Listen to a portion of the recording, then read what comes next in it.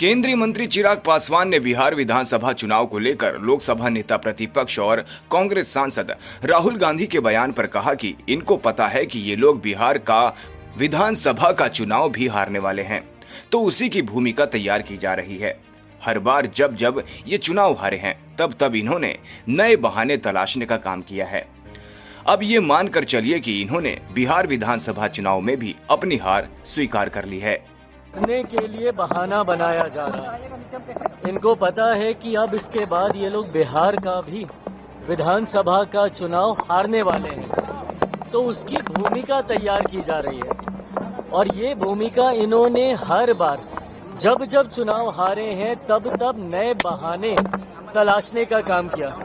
अभी तक ईवीएम पे ये लोग पूरा ठीकरा फोड़ने का काम करते थे कि भैया ईवीएम फिक्स है, ईवीएम की वजह से हम लोग चुनाव हार रहे हैं। अभी तक ये चलता था।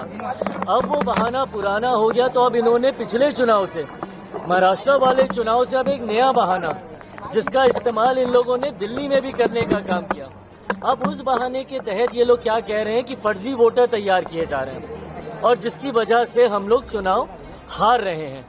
भैया 55 साल तक आप लोग आजादी के 70-75 साल के इतिहास में 55 साल तक आप लोग सत्ता में आप लोग रहे। उसके बाद अगर आज देश की जनता आपको नकार रही है तो जरूरत है आत्ममंथन करने की, ना कि बहाने तलाशने की, जो कि राहुल जी कर रहे हैं। सिर्फ और सिर्फ बहाना ये लोग तलाशते हैं कि इस वजह से हम लोग चुनाव हारे।